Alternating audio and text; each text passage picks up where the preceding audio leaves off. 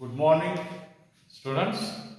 See, already we have started new chapter in organic chemistry, that is some basic principles and techniques of organic chemistry. There we have already seen what is catenation, that is a special property of carbon atom to join with itself. Carbon atoms so join with themselves. ಒಂದ ಅಂದ್ರಿ carbon atom ಅಂದ್ರಿ it self ಅನ್ಬೇಕು, carbon atoms ಅಂದ್ರಿ themselves, ಒಂದಕ್ಕೊಂದು ಹೌದಾ ಜೋಡಣೆ ಆಗಿ ಇಂಗಾಲದ ಒಂದು ಸರಪಳಿ ತಯಾರಾಕತಿ, ಕಾರ್ಬನ್ ಚೈನ್ ಅನ್ನು ತಯಾರಾಕತಿ. ಒಂದೇ ಕಾರ್ಬನ್ ಅಟಮ್ ಇರ್ಬೋದು, ಎರಡು ಕಾರ್ಬನ್ ಅಟಮ್ ಇರ್ಬೋದು, ಮೂರು ಕಾರ್ಬನ್ ಅಟಮ್ ಇರ್ಬೋದು, ನಾಲ್ಕು ಕಾರ್ಬನ್ ಅಟಮ್ ಇರ್ಬೋದು. ಈ ರೀತಿ ಸಾವಿರಾರು ಕಾರ್ಬನ್ ಅಟಮ್ಗಳ ಒಂದು ಸರಪಳಿ ಏನ್ ತಯಾರಾಗ್ತೈತಿ ಅದಕ್ಕೆ ನಾವ್ ಏನಂತ ಹೇಳಿ ಕರಿತೀವಿ, ಕೆಟನೇಷನ್. ಸೊ ಈ ಒಂದು ಕೆಟನೇಷನ್ ಪ್ರಾಪರ್ಟಿ ಕಾರ್ಬನ್ ಅಟಮ್ಗೆ ಇರುವುದರಿಂದ ನಮಗ ಇವತ್ತ ಈ ನಿರವಯವ ರಾಸಾಯನಿಕ ವಸ್ತುಗಳು ಅಂತ ಏನ್ ಕರಿತೀವಿ, ಇನ್ಆರ್ಗ್ಯಾನಿಕ್ ಕಂಪೌಂಡ್ಸ್ ಯಾವಪ್ಪ ಅಂತಂದ್ರೆ ಫಾರ್ ಎಕ್ಸಾಂಪಲ್ HCl ಆಗಿರ್ಬೋದು, H2SO4 ಆಗಿರ್ಬೋದು, HNO3 ಆಗಿರ್ಬೋದು, NaCl ಆಗಿರ್ಬೋದು, ವಾಟರ್ ಆಗಿರ್ಬೋದು, ಕ್ಯಾಲ್ಸಿಯಂ ಕಾರ್ಬೋನೇಟ್ ಆಗಿರ್ಬೋದು, ಮೆಗ್ನೀಷಿಯಂ ಕ್ಲೋರೈಡ್ ಆಗಿರ್ಬೋದು, ಪೊಟ್ಯಾಷಿಯಂ ಸಲ್ಫೇಟ್ ಆಗಿರ್ಬೋದು. ಈ ರೀತಿ ಸಾಕಷ್ಟು ಕಂಪೌಂಡ್ಸ್ ಬರ್ತಾವೆ. ಇವಕ್ಕೆ ಕಂಪೇರ್ ಮಾಡಿದ್ರು ಏನಪ್ಪಾ ಅಂತಂದ್ರೆ ಇಲ್ಲಿ ಇವು ಸಾಕಷ್ಟು ಅದಾವ. ಇದಕ್ಕಿಂತ ಹೆಚ್ಚಿಗೆ ಯಾವ್ದವಪ್ಪ ಅಂತಂದ್ರೆ ಆರ್ಗ್ಯಾನಿಕ್ ಕಂಪೌಂಡ್ಸ್ ಅದಾವ, ಸಾವಯವ ರಾಸಾಯನಿಕ ವಸ್ತುಗಳು ನಮಗ್ ಕಂಡು ಬರ್ತಾವ. ಯಾಕೆ ಕಂಡು ಬರ್ತಾವ ಅಂತಂದ್ರೆ ಈ ಕಾರ್ಬನ್ಕ ಏನೋ ಕೆಟನೇಷನ್ ಅಂತಕ್ಕಂತ ಒಂದು ಪ್ರಾಪರ್ಟಿ ಇರುವುದರಿಂದ. So you may be asked for 1 mark, what is catenation? The ability of carbon atom to join with itself to form carbon chains of variable lengths. That is what we call it as catenation. After that catenation, we have also seen vital force theory. Vital force theory ಅಂದ್ರೆ ಏನ? C 1815 ಬರ್ಜೇಲಿಯಸ್ ಅಂತಕ್ಕಂಥ ಒಬ್ಬ Sweden chemist ಏನ್ ಮಾಡಿದಪ್ಪ ಅಂತಂದ್ರ ಈ organic compound ನಮ್ಮ ಕೈಯಿಂದ ಅಂದ್ರೆ ಮನುಷ್ಯರಿಂದ ತಯಾರು ಮಾಡಕ್ ಆಗುದಿಲ್ಲ, ಅವು ಯಾವಾಗ ಬೇಕು ಆವಾಗ ತಮ್ಮಷ್ಟಕ್ಕೆ ತಾವ ತಯಾರಾಕ್ಕವ. ನೋಡ್ರಿ, ಕಾರ್ಬೋಹೈಡ್ರೇಟ್ಸ್ ಅಂತ ಹೇಳಿ ಬರ್ತಾವ, ವೈಟಮಿನ್ಸ್ ಅಂತ ಹೇಳಿ ಬರ್ತಾವ, ಪ್ರೋಟೀನ್ಸ್ ಅಂತ ಹೇಳಿ ಬರ್ತಾವ, ಲಿಪಿಡ್ಸ್ ಅಂತ ಹೇಳಿ ಬರ್ತಾವ, ಸಾಕಷ್ಟು ಎಂಜೈಮ್ಸ್ ಅಂತ ಹೇಳಿ ಬರ್ತಾವ. ಇವೆಲ್ಲ ಆರ್ಗ್ಯಾನಿಕ್ ಕಂಪೌಂಡ್. ಈ ಎಲ್ಲ ಆರ್ಗ್ಯಾನಿಕ್ ಕಂಪೌಂಡ್ ನಮಗೆ ಯಾವಾಗ ಬೇಕು ಅವಾಗ ತಮ್ಮಷ್ಟಕ್ಕೆ ತಾವ ಒಂದು ಒಂದು ಚಮತ್ಕಾರ ಆಗ್ತದ, ಆ ರೀತಿ ಅಚ್ಚರಿಯ ರೀತಿ ಒಳಗ ತಯಾರಾಗ್ತಾವ. ಅದಕ್ಕೆ ಏನ್ ಹೇಳ್ತೀವಪ್ಪ ಅಂದ್ರ ಮಿಸ್ಟೀರಿಯಸ್ ಫೋರ್ಸ್ ಅಂತ ಹೇಳ್ತೀವಿ, ಚಮತ್ಕಾರಿ ಬಲ. ಸೊ ಇದ್ರ ಹಿಂದಿರತಕ್ಕಂಥ ಸಿದ್ಧಾಂತಕ್ಕೆ ನಾವೇನಂತೀವಿ, ವೈಟಲ್ ಫೋರ್ಸ್ ಥಿಯರಿ. ವೈಟಲ್ ಅಂದ್ರೆ ವೆರಿ ಎಸೆನ್ಷಿಯಲ್, ಅದಿಲ್ಲದ ನಡೆಯಂಗಿಲ್ಲ. ನೀರಿಲ್ದ ಬದುಕ್ತಿರೇನ್ರಿ? ಇಲ್ಲ. ಆಕ್ಸಿಜನ್ ಇಂದ ಬದುಕ್ತಿರೇನ್ರಿ? ಇಲ್ಲ. ಇವು ವೈಟಲ್ ಥಿಂಗ್ಸ್, ಆಯ್ತಾ? ಅದೇ ರೀತಿ ಒಳಗ ಆರ್ಗ್ಯಾನಿಕ್ ಕಂಪೌಂಡ್ಸ್ ಇಲ್ದನೂ ಕೂಡ ನಾವು ಬದುಕಾಗುವುದಿಲ್ಲ. ಅವು ನಮಗೆ ಯಾವಾಗ ಬೇಕು ಅವಾಗ ತಮ್ಮಷ್ಟಕ್ಕೆ ತಾವ ತಯಾರಾಗ್ತಕ್ಕಂಥ ಒಂದು ಚಮತ್ಕಾರಿ ಶಕ್ತಿ ಐತಿ, ಬಲ ಐತಿ. ಅದಕ್ಕೆ ವೈಟಲ್ ಫೋರ್ಸ್ ಅಂದಿವಿ. ಅದ್ರ ಹಿಂದಿರ್ತಕ್ಕಂಥ ಸಿದ್ಧಾಂತ ಅದಕ್ಕೆ ಏನಂದಿವಿ, ಥಿಯರಿ. ಸಿದ್ಧಾಂತ ಅಂದ್ರೆ theory. So that is what we call it as vital force theory. ಈಗ ಹಂಗಿಲ್ಲ, ಆ 1815 ಹಂಗೆ ಹೇಳಿದ ಬರ್ಜೇಲಿಯಸ್ ನಾವು. ಆದ್ರ 1828 ಪ್ರಪ್ರಥಮ ಬಾರಿಗೆ ಓಲೇರ್ ಅಂತಕ್ಕಂಥ ಒಬ್ಬ ಜರ್ಮನ್ ಕೆಮಿಸ್ಟ್ ಏನ್ ಮಾಡಿದಪ್ಪ ಅಂತಂದ್ರೆ ಈ ಫಸ್ಟ್ ಆರ್ಗ್ಯಾನಿಕ್ ಕಂಪೌಂಡ್ ಯಾವುದು ಯೂರಿಯಾವನ್ನ ತಯಾರು ಮಾಡಿದ. Urea organic compound. ಇದನ್ನ ಒಂದು ಇನ್ಆರ್ಗ್ಯಾನಿಕ್ ಕಂಪೌಂಡ್ ಅಮೋನಿಯಂ ಸೈನೈಟ್ ಅಂತಕ್ಕಂಥ ಒಂದು ಇನ್ಆರ್ಗ್ಯಾನಿಕ್ ಕಂಪೌಂಡ್ ಇಂದ ಲ್ಯಾಬೊರೇಟರಿ ತಯಾರು ಮಾಡಿ ತೋರಿಸಿದ. ತಯಾರು ಮಾಡಿದ ಕೂಡಲೇ ಈ ಬರ್ಜೇಲಿಯಸ್ ಹೇಳಿದಂತ ವೈಟಲ್ ಫೋರ್ಸ್ ಥಿಯರಿ ಅನ್ನೋದು ಏನಾಗ್ಬಿಡ್ತ್ರಿ, ಹೋಗ್ಬಿಡ್ತು. ಅದನ್ನ ತಳ್ಳಿ ಹಾಕಿದೀವಿ, ಡಿಸ್ಕಾರ್ಡ್ ಮಾಡಿದೀವಿ. ಅದಾದ ನಂತರ 1845 ಮತ್ತೊಬ್ಬ ಕೋಲ್ಬೆ ಅನ್ನೋ ಬಂದ. ಅವನು ಎಸ್ಟಿಕ್ ಆಸಿಡ್ ತಯಾರು ಮಾಡಿದ, ಹೌದಾ? ಆಮೇಲೆ 1856 ಬರ್ತ್ಲಾಟ್ ಅಂತ ಬಂದ, ಅವೇನ್ ಮಾಡಿದ ಮಿಥೇನ್ ಅಂತಕ್ಕಂಥ ಒಂದು ಆರ್ಗ್ಯಾನಿಕ್ ಕಂಪೌಂಡ್ ಅನ್ನ ತಯಾರು ಮಾಡಿದ. ನಿಮ್ಗೆ ಗೊತ್ತೈತೆ ಮಿಥೇನ್ CH4, ಅದನ್ನ ಈ ಲ್ಯಾಬೊರೇಟರಿ ಒಳಗೆ ತಯಾರು ಮಾಡಿ ತೋರಿಸಿದ. ಸೊ ಈ ರೀತಿಯಾಗಿ ಈ ಬರ್ಜೇಲಿಯಸ್ ಹೇಳಿದಂತಹ ವೈಟಲ್ ಸ್ಕೋರ್ ಥಿಯರಿ ಅನ್ನೋದು ಏನಾಯಿತು, ಡಿಸ್ಕಾರ್ಡ್ ಆಯ್ತು, ಅದನ್ನ ತಳ್ಳಿ ಹಾಕಿಬಿಟ್ಟಿವಿ. ಬರ್ಜೇಲಿಯಸ್ ಹೇಳಿದ್ದು ಸುಳ್ಳು ಅನ್ನೋದಾಯ್ತು. ಇನ್ನ ಈಗ ಆರ್ಗ್ಯಾನಿಕ್ ಕೆಮಿಸ್ಟ್ರಿ ಅಂದ್ರೆ ಏನ? ಈಗ ಆರ್ಗ್ಯಾನಿಕ್ ಕೆಮಿಸ್ಟ್ರಿ ಬರೀ ಕಂಪೌಂಡ್ಸ್ ಆಫ್ ಕಾರ್ಬನ್ ಅಂತ ಅಷ್ಟೇ ಹೇಳ್ತಿದ್ವಿ. ಅದಲ್ಲ ಮತ್ತೇನ, ಯಾವ ರೀತಿಯಾಗಿ ಡೆಫಿನೇಷನ್ ಕೊಡಬಹುದು? Modern definition of organic chemistry. ಈಗ ಒಂದು ಹೊಸ ರೀತಿಯಲ್ಲಿ ನಾವು ಆರ್ಗ್ಯಾನಿಕ್ ಕೆಮಿಸ್ಟ್ರಿ ಅಥವಾ ಸಾವಯವ ರಸಾಯನಶಾಸ್ತ್ರ ಅಂತ ಏನ್ ಹೇಳ್ತೀವಿ, ಅದರದ್ದು ಡೆಫಿನೇಷನ್ ಹೆಂಗ್ ಕೊಡ್ತೀವಿ ಅಂತಂದ್ರೆ, organic chemistry is defined as the branch of chemistry. Organic chemistry is defined as the branch of chemistry which deals with, ಎದರ ಬಗ್ಗೆ ಅಭ್ಯಾಸ ಮಾಡ್ತೈತಿ?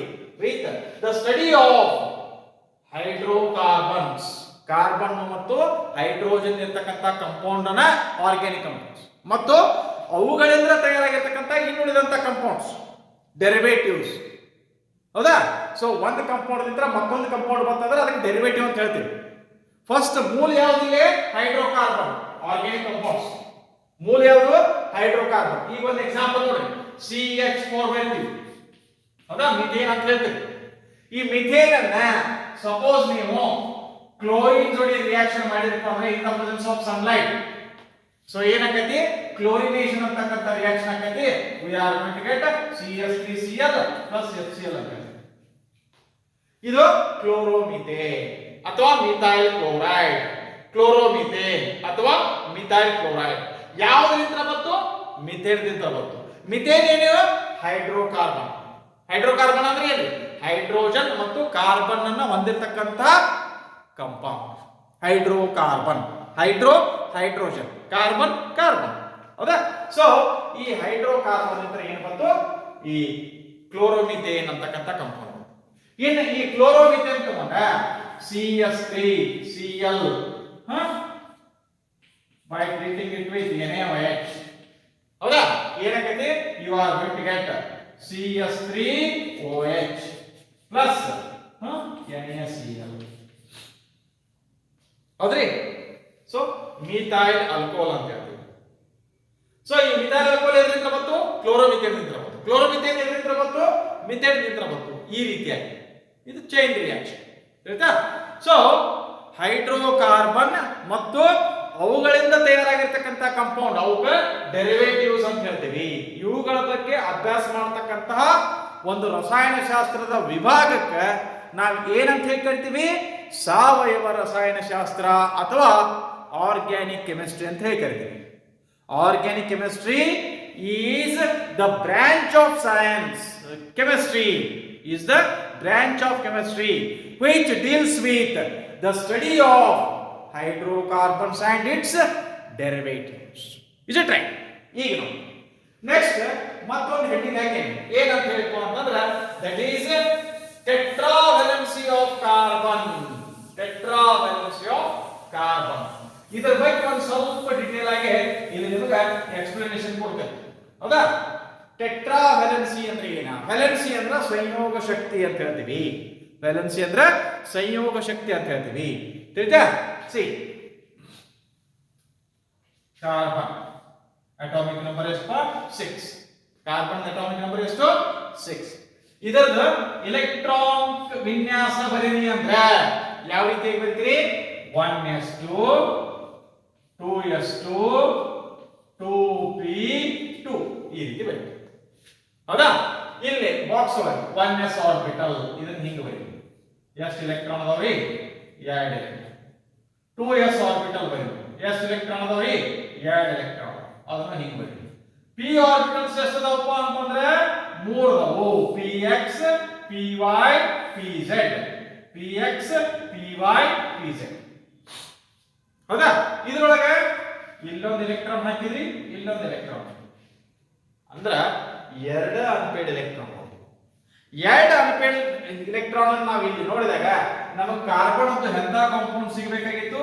CH2 CCl2 CF2 ಅಂತಕ್ಕಂಥ ಕಂಪೌಂಡ್ ಇರಬೇಕಾಗಿತ್ತು, ಆದ್ರೆ ಇಲ್ಲ. ಇವ್ಯಾವು ಇಲ್ಲ ನಮಗೆ. CH2 ಅನ್ನೋದಿಲ್ಲ, CCl2 ಅನ್ನೋದಿಲ್ಲ, CF2 ಅನ್ನೋದಿಲ್ಲ. ಮತ್ತೆ ಏನೈತಿ? ಎಂತ ಕಂಪೌಂಡ್ ಅದಾವು?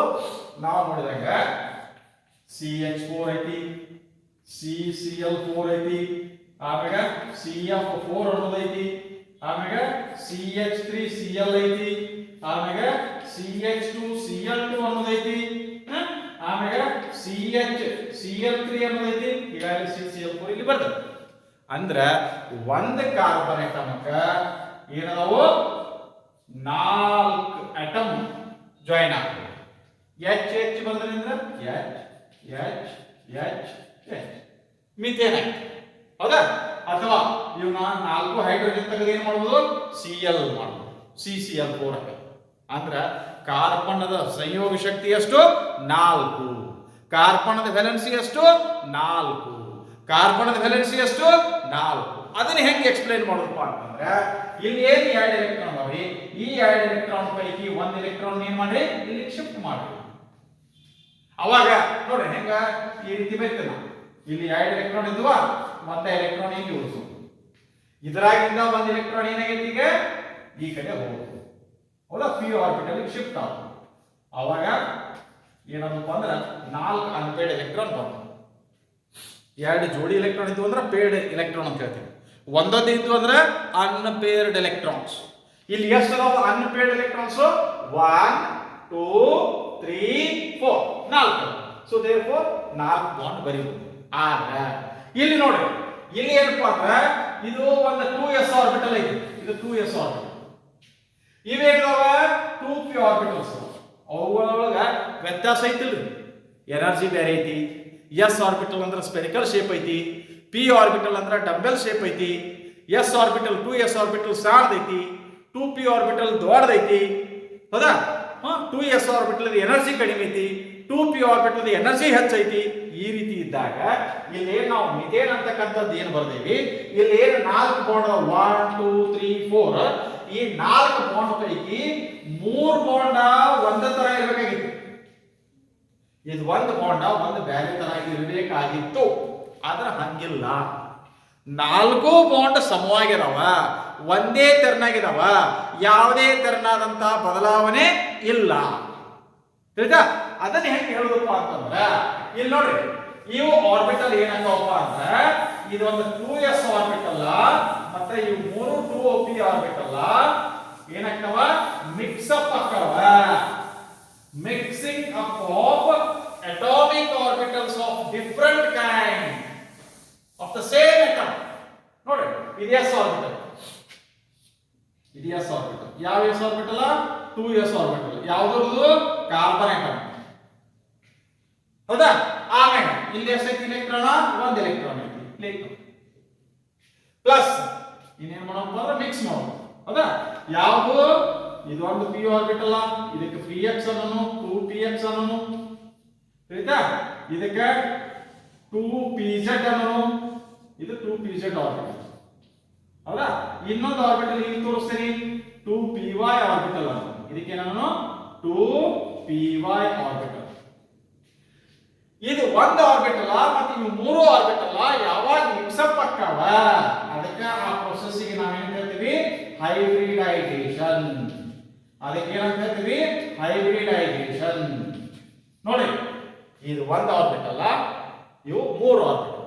ಇದಕ್ಕೆ ಇನ್ನೊಂದು ಎಕ್ಸಾಂಪಲ್ ಕೊಡ್ಬೇಕಂದ್ರೆ, ಇಲ್ಲಿ 1 ಲೀಟರ್ ವೈಟ್ ಪೇಂಟ್, ಹೌದಾ?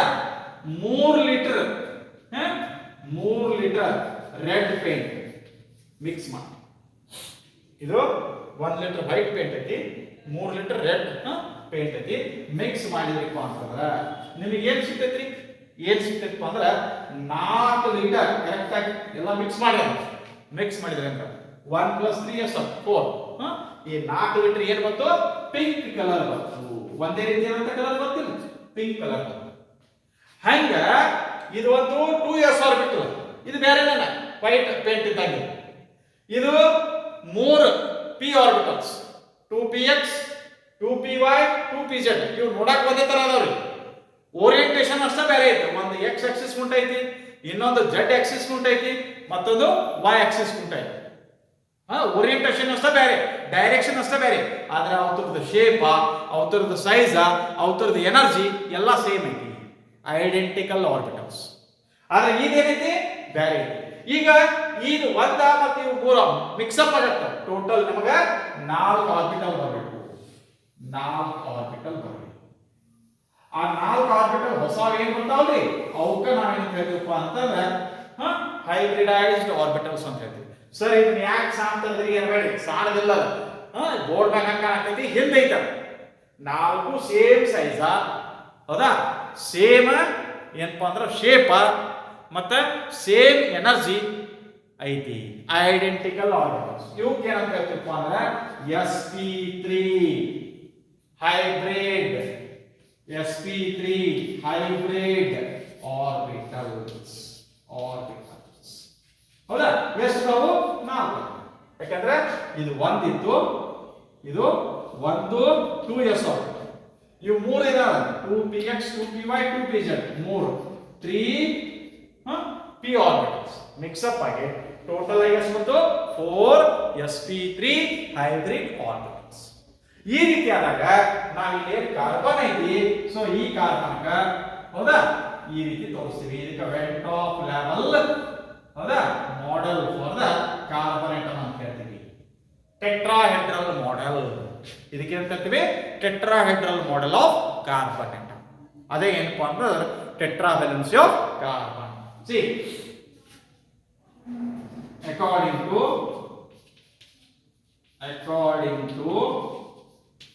Lebel Lebel and Ventoff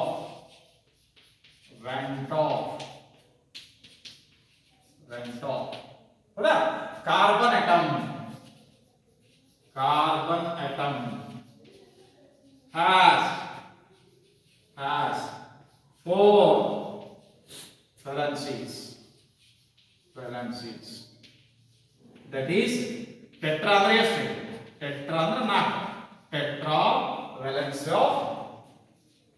valence of carbon atom tetra valence of carbon atom ಹೌದಾ see these 4 valencies are directed towards the corners of a regular tetrahedron. These 4 valencies of the carbon atom are directed towards the corners of regular tetrahedron. So here you can represent the methane molecule by this model.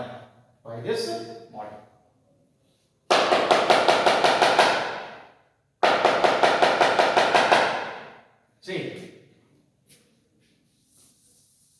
these 4 valencies of the carbon atom are directed, oriented. ಯಾವ ಕಡೆ ಅದಾವು ಅನ್ನೋದಂದ್ರೆ ಹೌದಾ see these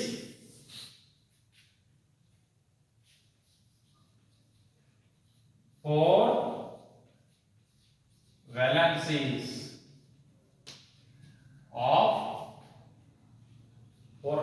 of carbon atom are directed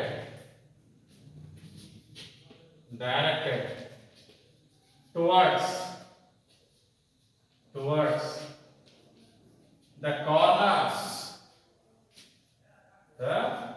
corners of a regular